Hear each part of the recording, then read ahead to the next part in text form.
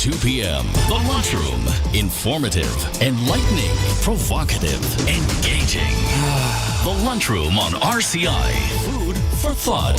The station that gives you, more lunch.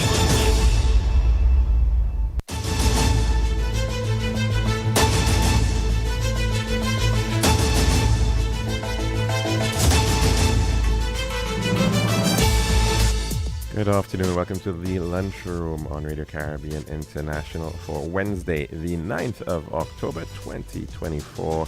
And this is program number 1260 of the Lunchroom. I'm your host, Calix George Jr. Now, of course, in addition to Radio 101.1 FM, you can also get us at our website. It's rcistlucia.com. We're also streaming our shows there live, and you can download our previous shows on that platform as well. And we're also up and running on Facebook Live. Just search for the official page of Radio Caribbean International. And please be sure to like and share that as well with your friends and family. And if you want to call in to tell us what's on your plate today, the number to do so is 452-3046. Again, 452-3046. And you also have the option of using a WhatsApp number. That is 724-0008. And that you can, of course, message in or call in using WhatsApp. And, of course, that number again, 724-0008.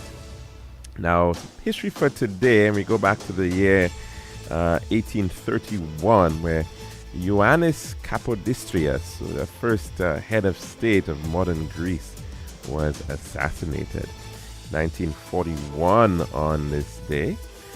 Saw United States President Franklin Delano Roosevelt approving an atomic program that would become known as the Manhattan Project. 1986 on this day, the stage musical The Phantom of the Opera premiered in London, and that was written by Andrew Lloyd Webber, and then starred Michael Crawford and Sarah Brightman. And it had a run of 13,629 performances. And in the year 2006 on this day, North Korea conducted its first nuclear test with an estimated yield of between 0.4 to 2 kilotons. We now move on to our dish of the day.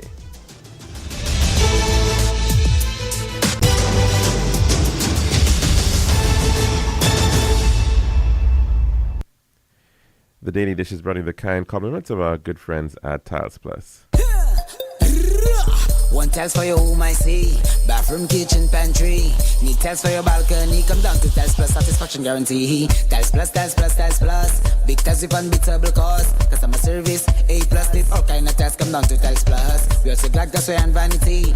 Box, doors, you'll see. Come down to mind nobody. We got the best tiles on island. Trust me. We are located Land Street in Castries, Bosses Brasilis, and Slack Street in Beaufort. Telephone number 453-7939. Tiles Plus. Serving now, the Daily Dish. And of course, welcome back to our program for today, this week. And we do hope that we're all having a pretty good one so far. Now, of course, Florida, the state of Florida, is battering down the hatches for an impending impact of what has already been declared the most powerful hurricane of the year 2024 thus far, and that is Hurricane Milton, already a Category 5 hurricane, and certainly this is coming on the heels of Hurricane Helene, which already had a significant impact on the East Coast, Eastern Seaboard of the United States, in particular that of North Carolina. And so now the state of Florida is facing their time and meeting for this hurricane. It's an interesting one, of course, coming in from the Gulf of Mexico and heading east. So expected, in fact, to have some impact on the northern part of the Yucatan Peninsula in Mexico, even areas like Cancun, for instance, a very tourism-dependent area, may potentially be impacted. Places like the Bahamas are also taking precaution. The expectation is, however, that it's looking quite likely that the west coast of Florida is going to be the most affected, in particular areas around Tampa, in particular St. Petersburg, that region of Florida, but as well, even as far inland as Orlando, they are in fact expecting the impacts of this hurricane. It is a massive one, and of course it's a really, really powerful system, and so we certainly do have to be mindful of the impacts that this is having. Of course, already we're seeing stories of St. Lucians in Florida taking the necessary precautions. There have been a large-scale evacuation of the regions like Tampa, and the fear there, of course, those low-lying areas and the impacts of the sea coming in and storm surge devastating these low-lying coastal areas. It is certainly something to be very, very concerned about. We've seen the impact of ALN and hundreds of lives lost as a result of that hurricane.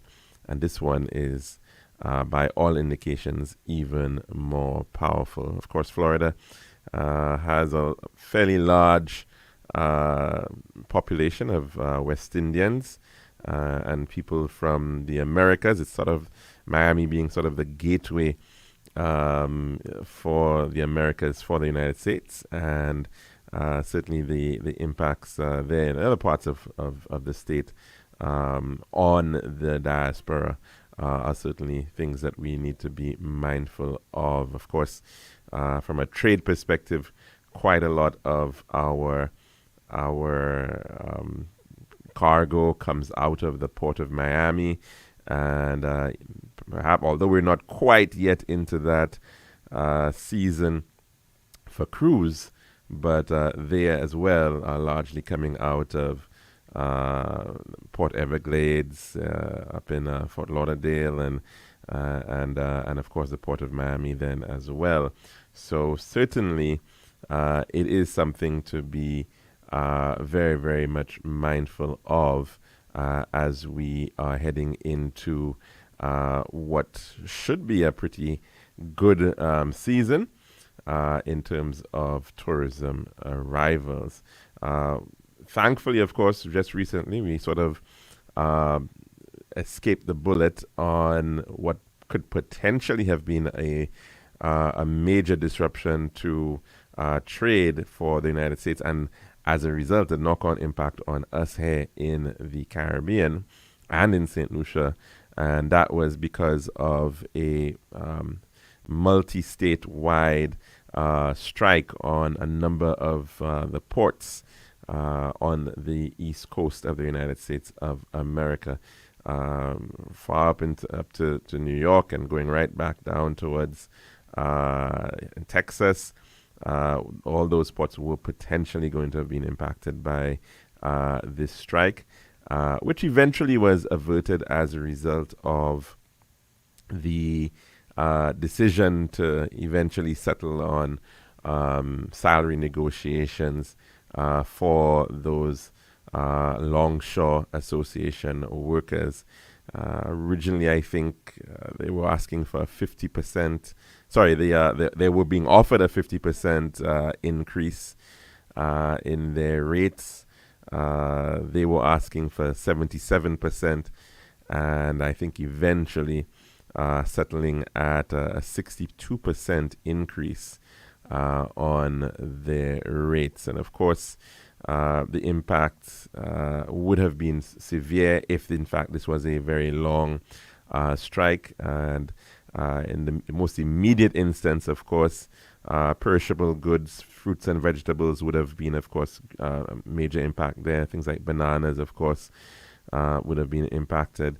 And then later on, if it had continued, the impact on pretty much everything in terms of goods, food, equipment, machinery, computing, everything would have certainly been impacted had that drawn out, and even suggestions that it would have in fact led to a bit of a recession. But thankfully that was averted. Of course, at the heart of a lot of those issues are the shifting reality of dealing with port operations.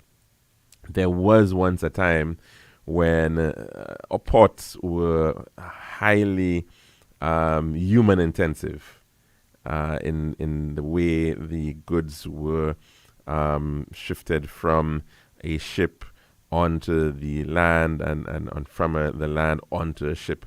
It usually involved quite a lot of labor. And right here in St. Lucia, for instance, you can think back to the late 19th century and into the early 20th century, a time when St. Lucia at one point was even the 12th largest or 12th busiest port in the British Empire. And that was in, of course, the height of the British Empire in the early 20th century. And that was largely because of coaling. And those coal ships depended tremendously on individuals who had to carry these, literally carry baskets of coals up these narrow gangways and bring them onto those ships. Of course, and they would have gotten a token from one of the coaling companies, which eventually they would have been able to get somewhat of a salary out of that. And that led to the rising in the importance of castries, and the population jumped as a result of that as well. Many people looking for work in this operation. But that has changed considerably. Ports are no longer utilizing labor in that way. How goods are even stored have changed considerably, and we saw, of course, the rise of containerization in the post-World War II era.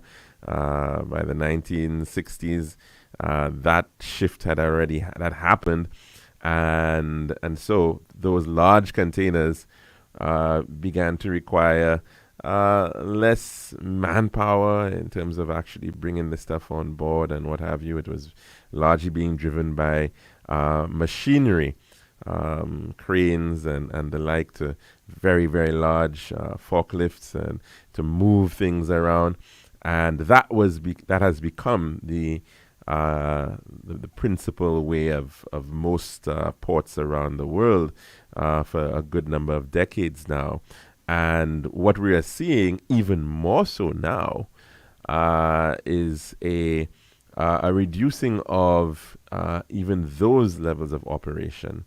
And so a lot of the individuals who would be involved in shifting around containers from one part of the port to the next, and loading them onto container trucks and all of that, a lot of that now could face the impact of automation, the impact of robotics, the impact of artificial intelligence, and that is already a reality in some ports around the world. We can think in particular, and I think perhaps one of the leaders in the utilization of such technology right now in port operations is, of course, one of the largest ports in the world, that of Singapore. And of course, for a very, very long time, Singapore has been a significant transshipment hub along the Malaccan Straits, that a bit of a choke point, so to speak, where so much of trade between Asia and Europe passes through these narrow straits, and they've been benefiting Singapore for many, many decades now. And they have been leaders in terms of port operations and development for quite some time, and even more recently established almost a brand new port of Tuas on the western side of Singapore. And that port is one of the leaders in terms of automation. So many things are utilized there in terms of GPS, locating of containers, the Internet of Things in terms of telling you what's in the containers, and the movement of these containers around from even from the point of the ship to the location wherever they're being stored in those container yards. A lot of that is being automated. Autonomous driving is coming into play in this as well.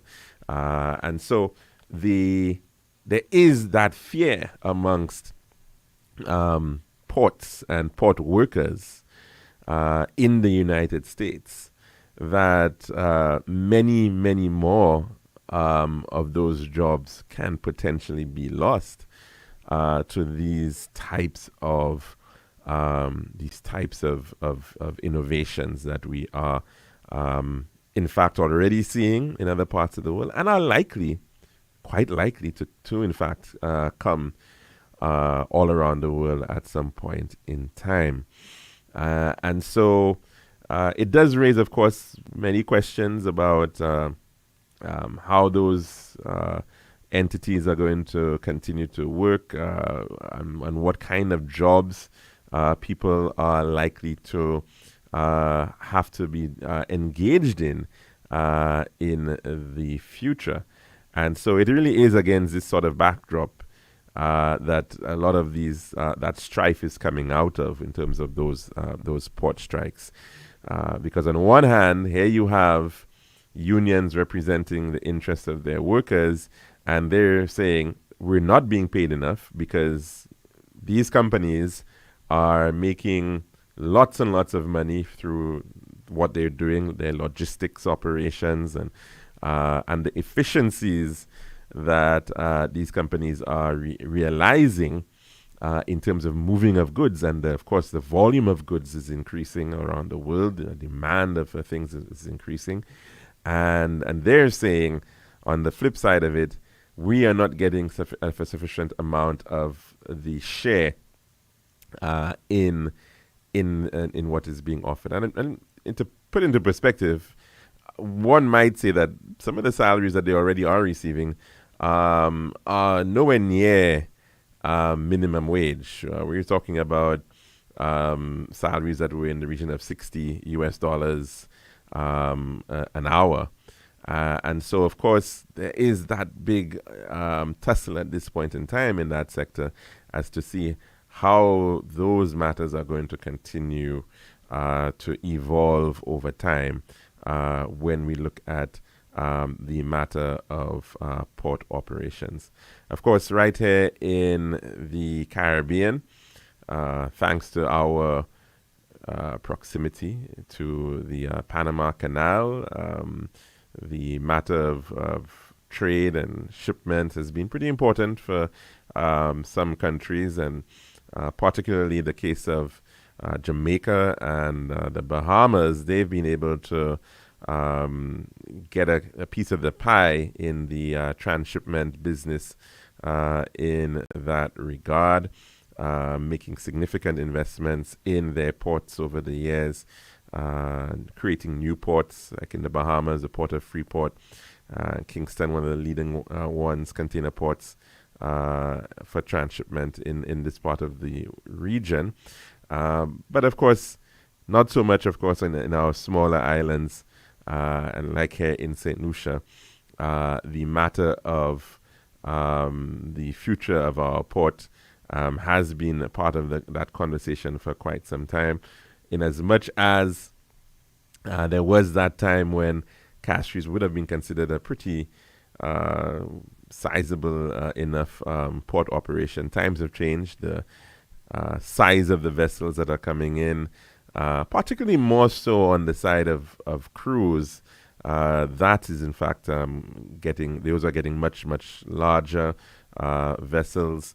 But also, of course, in terms of the overall push towards Panamax size and post-Panamax size vessels for cargo, those types of shifts are still having, of course, their implications in terms of the constraints that exist in the Castries harbor. And so there have been conversations and plans afoot for quite some time as to what is the vision for the port of Castries. And we've heard at one point, of course, a discourse regarding a phasing out of cargo operations, which of course would mean having to have a dedicated cargo port outside of the Castries harbor.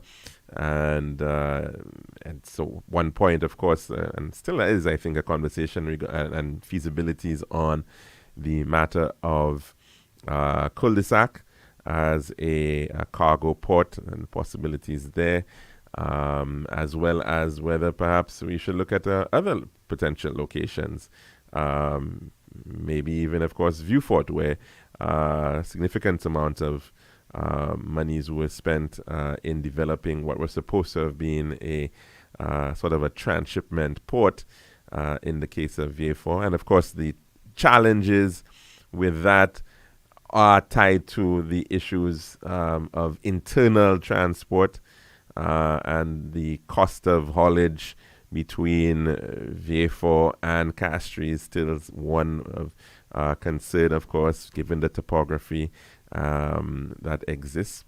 But of course, we do know in many places that distance is a pretty short one if in fact there was a better internal road network. So that, of course, has major capital outlay requirements to be realized, but certainly has been something that has been discussed on many, many different occasions. And so as to allow the Port of Castries to become more of a dedicated cruise passenger, more touristic-oriented port. So, of course, we can have much more of that conversation as we continue the program. But as we, of course, are looking at the matter of tourism, some data coming out of the St. Lucia Tourism Authority, more so in terms of the summer period, the month of August in particular, reports there suggesting a pretty good August for St. Lucia stayover arrivals. And just quickly to share that story coming out of Loop St. Lucia before we head across to the weather report.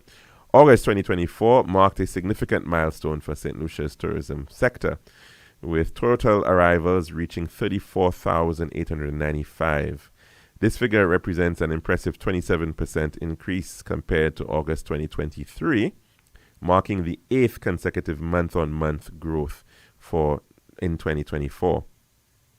Leading this upward trend, the U.S. market accounted for 54% of total arrivals, demonstrating a remarkable 44% increase over U.S. arrivals from August 2023. This surge is attributed to a 53% increase in available seats from the U.S. market, primarily driven by American Airlines' expanded service from Charlotte and Miami. The Caribbean region also recorded notable growth, with arrivals increasing by 29% year over year, paralleling a similar 29% rise in available seats. Key contributions from airlines such as Intercaribbean, Air Adelphi, and Sunrise Airways, which expanded direct airlift from Antigua, Barbados, Martinique, Guadeloupe, and Jamaica. Additionally, St. Lucia proudly hosted the Goodwill Swimming Championships in August, attracting a significant influx of visitors from across the Caribbean. Year-to-date figures for August show that stayover arrivals are 18% higher than in 2023 and 3% above the same period in 2019, which serves as a key benchmark from before the pandemic. These numbers suggest that St. Lucia is on track to surpass 2019 stayover arrival totals by the end of the year, signaling a robust recovery for the island's tourism industry. Tourism stakeholders are optimistic about sustaining this momentum as the island continues to enhance its appeal as a premier travel destination. CEO of the St. Lucia Tourism Authority, Louis E.A. Lewis, remarked, "As we collaborate across the industry, we are committed to implementing innovative strategies that will further elevate the visitor experience and attract even more travelers to our shores." St. Lucia is implementing a reimagined strategy, and recent collaborations with the New York Yankees and Olympic medalist Julian Alfred serving as a tourism ambassador together. We will build on this positive trajectory and ensure that St. Lucia remains a top choice for visitors seeking unforgettable experience, end quote. And that story coming out of Loop St. Lucia regarding where things are at with respect to the year thus far, up to August of 2020 of this year, 2024, with a 18% year-on-year increase, if you're comparing it, of course, with 2023. And if we look at the pre-pandemic levels, a 3% increase in arrivals thus far for the year. So we've effectively gone ahead of what was at that point the record year, which was 2019, finally back to a point where we in fact are over that pre-pandemic level. Of course, lots more to be done in that respect, and to see growth in some markets which are still not quite back to the 2019 levels. And so clearly what is buoying a lot of that growth right about now is the U.S. market. By far, it has been the one market that has really surpassed a lot of the pre-pandemic levels, but not quite so yet with respect to the UK, Canada, and even the Caribbean. So still a lot of growth that should still be happening, and that would certainly bring us to an even better position. As to whether we're going to see things so buoyed in terms of Caribbean travel, well, it's a different era, lots of different players, and we are seeing some of these players finally taking up that opportunity to expand their services into areas where they would traditionally would have depended on LIAT for those services. That's our dish of the day here at the Lunchroom, and when we come back, we'll take in our weather report. This has been The Daily Dish.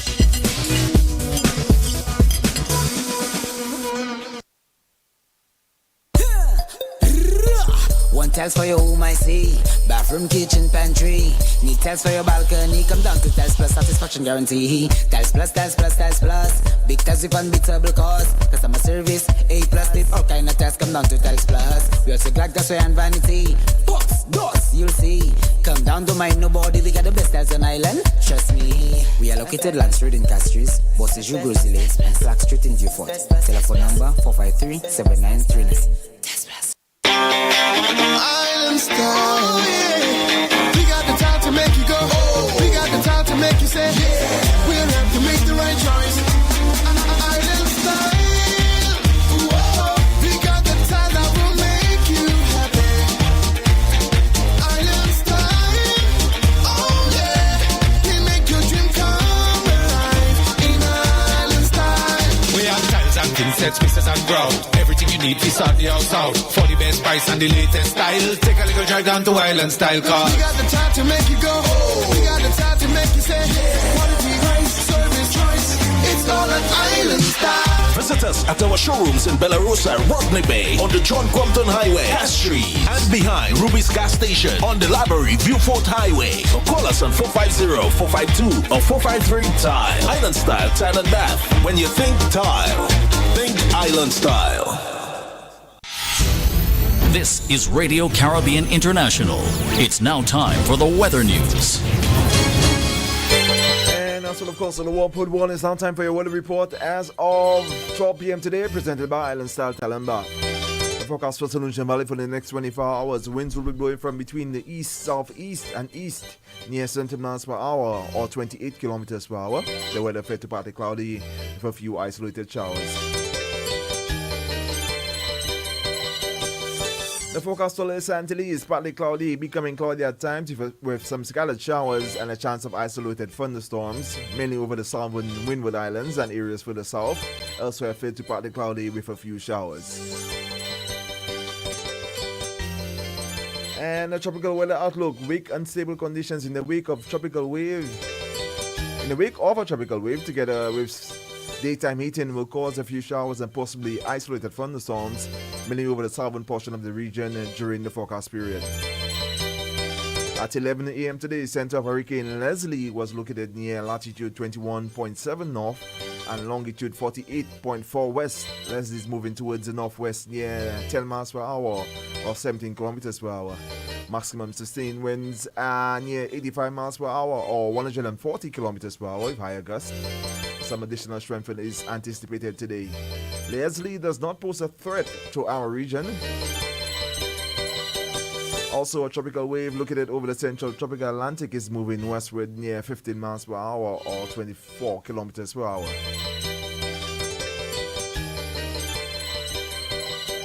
And this was your weather report as of 12 noon today, presented by Island Style Talamba.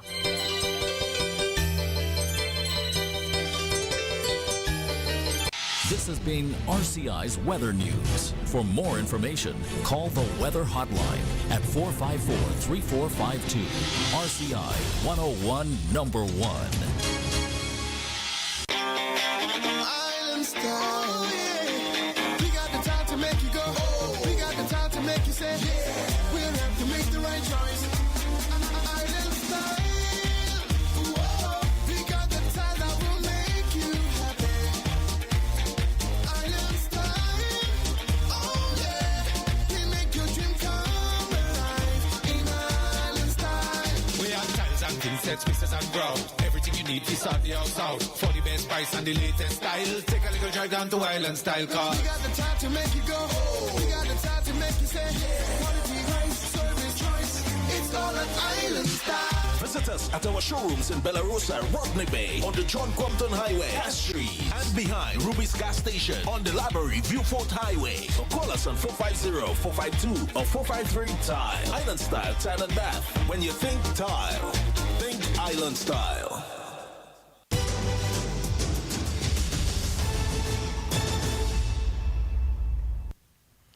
And welcome back to this program, to the Lunchroom on Radio Caribbean International. We've got about 20 minutes to go before the hour of 2 o'clock. And, of course, the number to call in to tell us what's on your plate today, it is 452-3046. Again, 452-3046. That's our number here at the Lunchroom. Now, we were, of course, speaking about a number of different things earlier on.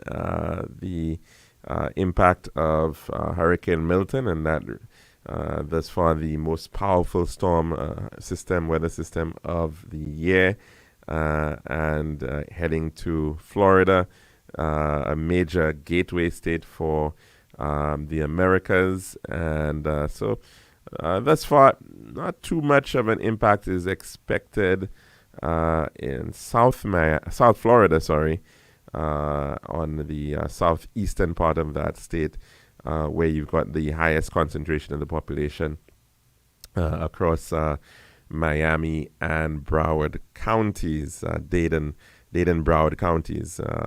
And so as to see how that continues, we'd have to be, of course, vigilant of that reality. And because there is that always that risk of hurricanes having an impact on trade and having an impact on economic development. And certainly in the case of Florida, we've seen that in the past. Hurricane Andrew, you could think back to then.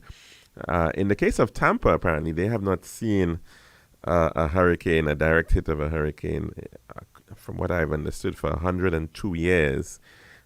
So this is an interesting one. Generally speaking, with the nature of these systems, usually coming from the Atlantic and heading through the Caribbean or just north of the Caribbean, and then making that turn, of course, thanks to the Gulf Stream, usually making that turn up along the east coast of the United States. But in this instance, this is a Gulf of Mexico originating hurricane, and it's actually heading east towards Florida in this instance.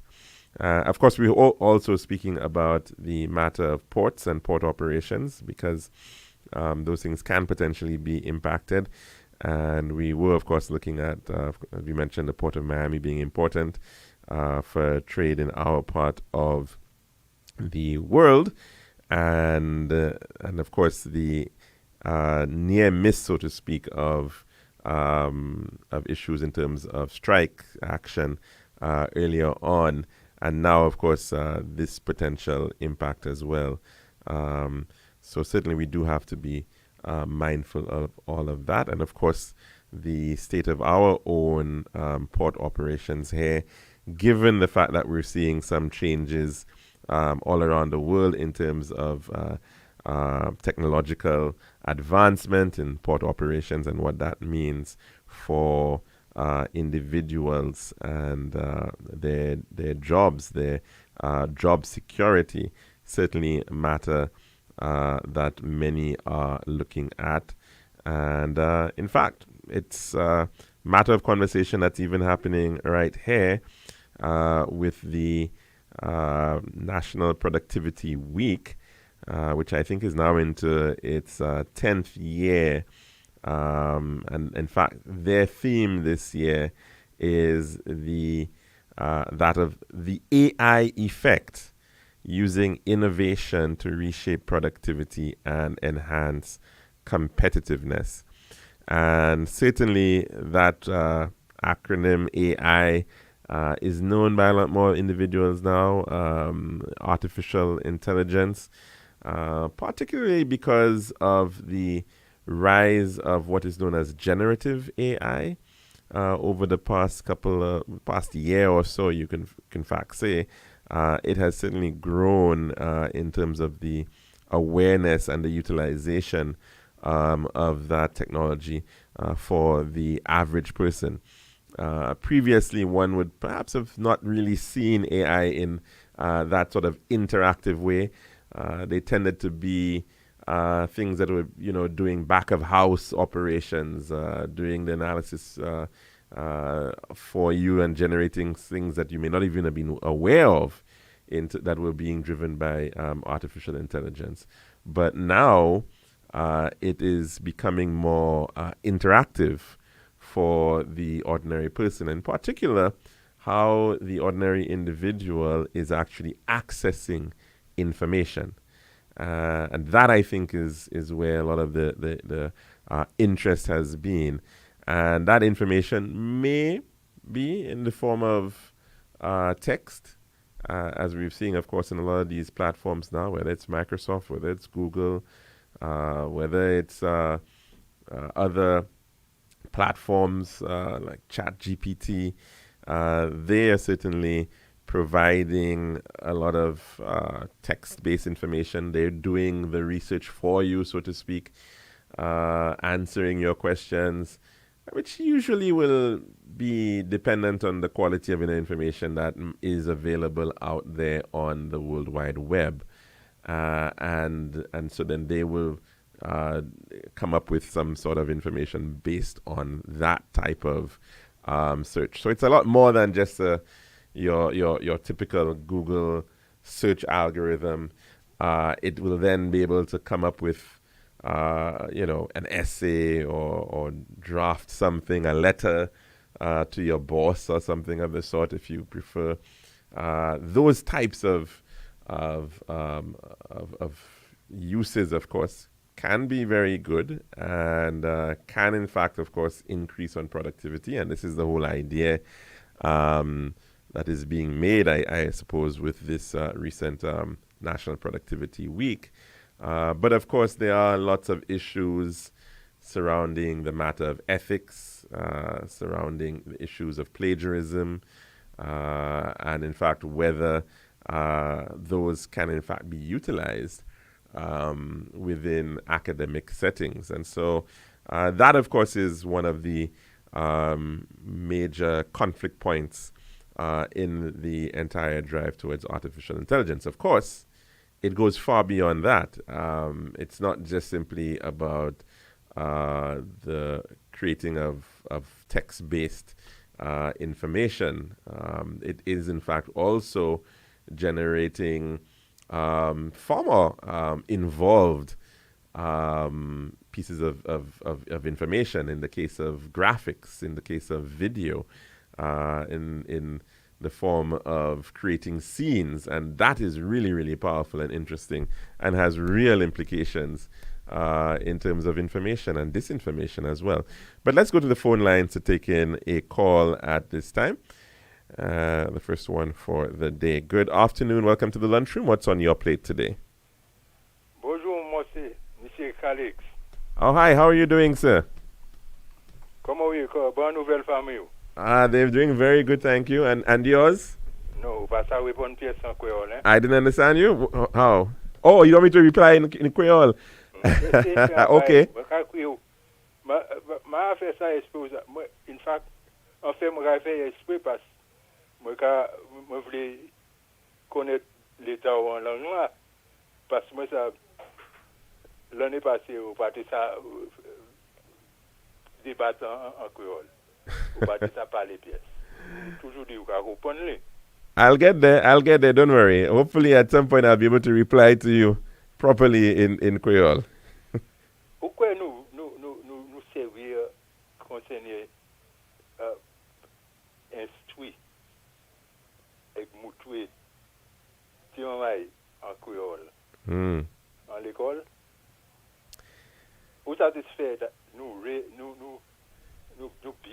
sérieux nous avons ça sérieux et bien nous just by bush nous chalet. Well, this year I think they've made a baby step in that regard. It was mentioned that they've now started at the infant school where they are doing but it's only a pilot as far as I understand in the teaching of Creole. So we do have a ways to go, I think, in terms of making it across the board, all schools, all children getting that kind of education, Creole language learning. But I mean, it will take a little time because the first thing that you have to do, of course, is that you've got to train the teachers and to make sure that they are properly literate in Creole, both from a writing perspective as well as from an oral perspective to get it going. And nous passer parce que les gens gardent ces flèches là. Ces flèches non, flèches. Leaders. Yo même pas des fois en créole là quand ces noms là ces monde là longtemps. Ces monde ça ça parler anglais. Ces monde ça qui philo. Moi dis ces monde ça c'est really bon en créole. George Odlum, Kenny Anthony, George Charles, John Compton. Yo tout Giraudy, tous ces monde ça pour ce que yo tout les connaît tous les deux langues là. Parce que nous c'est si nous dit nous ca dit c'est langue maman non. Nous ça nous pouvons trop planer honte langue là. nous vie côté à nous te y en langue là. Il caille oued parce que peut-être nom qu'on pas qu'il ça causé en créole parce que ça peut-être maman ou papa pas te les autres parler. Moi je me connais un chef famille parents yo c'est Jean créole et yo même qu'est-ce que je la pas parler langue là. Yeah, it's very true that À quoi dit c'est vous comprenez? yes, oui. No, I mean it's a I don't know why that is the case because you're right. I mean, a lot of people would speak it and knew it very well, and it just they decided, I suppose, not to engage in speaking it with their children, and so in fact, or sometimes when the children learnt it, it may not have been in the house. They may have learnt it outside of the house. Outside the Monsa, c'est Monsa, yo même habitation. C'est habitation de rester, yo c'est genre habitation. Et yo il show river manière, yo peut aller via un terre parce que yo pas ça. Parler avec ce monde là, yo pas ça, yo pas ça. Vous comprenez? I mean, I think there is definitely an urban-rural divide with respect to speaking of Creole right now. Yeah, I'm not saying that people in Castries and Grosley cannot speak Creole, but I'm just saying that I suspect if you do a survey of it, you'll find that there'll be a higher number of fluent speakers within the rural setting. C'est pour un bail nous ka mal parler mon parole au comprendre ka babier ka fait un chicken avec cancan et ben bail mon blague. They tell you that the jokes are sweeter in Creole, yes. You get that a lot, that that's what it's good for. Il n'est plus force. Le ka bail blague, mon ka oui pli. Blague la plus belle. Vous comprenez? Et nous pas apprécier. C'est langue la philosophe tout. Là il y a chay qui bail en langue là où ça apprend à chay. But it's an interesting point that you're making because there is a seriousness of the language that we are not taking on, right? And I think in a lot of other places, I think I was told, for instance, in Martinique, you can actually submit your thesis now in Creole, right? And it shows. Ça nous a fait là, c'est laver la main, essuyer à terre. Vous comprenez ça veut dire? Raise your essuie à terre. Nous can laver la main, essuyer à terre. Sui, I don't know sui. Okay, sorry. What's that? À terre. La terre, the ground. Nous can laver la main, essuyer à terre. Well, that part I'm not sure of. I know lever la main, yes. Raise your hand and. Essuyer is drying it. We're wiping it on the ground. Oh, okay. You understand? I see. You understand? I understand what you're trying to say. Yes, yes. Of it now? Yes, yes. And how it could be powerful. You know, when you give, yeah, it's effective. Laver la main, essuyer à terre. You know, there are so many of them. L'année en l'autre. Haïtien me dit blanc. Dit blanc. This is the one about the same stick that beats the black dog beats the white one. You just heard dog and you feel bad that beat the dog. You're not listening because they have bad. Haï. You don't know what's haï? No. Si moun di oui haï ou, sa y ka di ou. Well, you're going to have to help me out there, caller. Right, he hate you. Oh. Haï say hate. Mwen haï misye garçon, mwen haï misye. Mwen haï ma manger ça, c'est moi haïs ça, ma manger ça. Comprends? Okay, okay. Them kind of thing mean hate. All right? Yes. Haïtien me dit d'un blanc. Hate the dog. Man, share blood. Right. Well, that's what I'm saying. I don't. Well, it's a white dog. No. D'un is his teeth. Oh, teeth. Okay, done. Dun. Okay. You know what's dun? Yes, I'm aware of done. D'un blanc. That means you have white teeth. White teeth. D'un pourri. That means you have rotten teeth. Ou pas ni pièce d'un jolo. You Okay. two flesh. Okay. You guys? Mm. No, when you say Haïtien, me dit d'un blanc, that means you could hate somebody, but give them the credit when it's due. You understand? But it's hate the dog. Literally. Literally, it's hate the dog. dog. Uh-huh. But say its teeth are white. Okay. You understand? Okay. You understand where it's coming from? Yes. Yeah, so But I guess that's the thing about you Creole. say,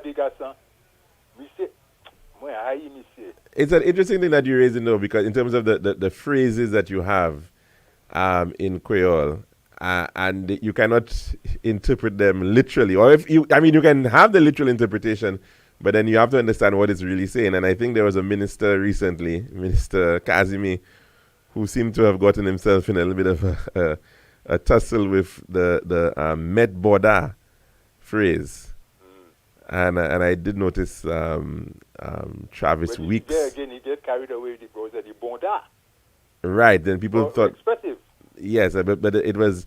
Yeah, I heard an explanation by Mr. Travis Weeks saying that it doesn't actually mean literally... This generation more appreciate part of that. Mm. You over?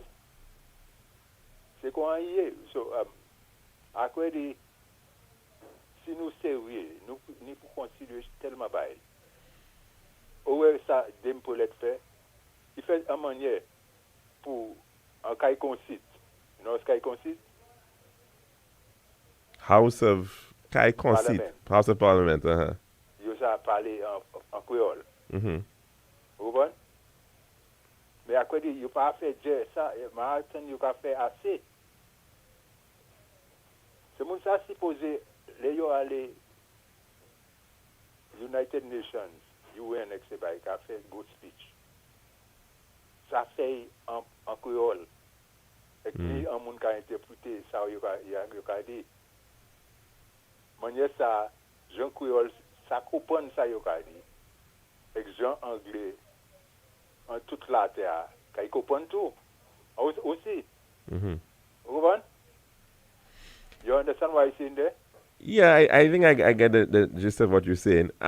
Because a lot of countries do that because you won't get the Iranian prime minister or whatever going there and speak English and tying up himself. Mm-hmm. He'll speak in his language and interpreters will interpret it. Mm-hmm. That way you speak to your nation and you also speak to the world through English, which is the most used, language to communicate all over the world. No?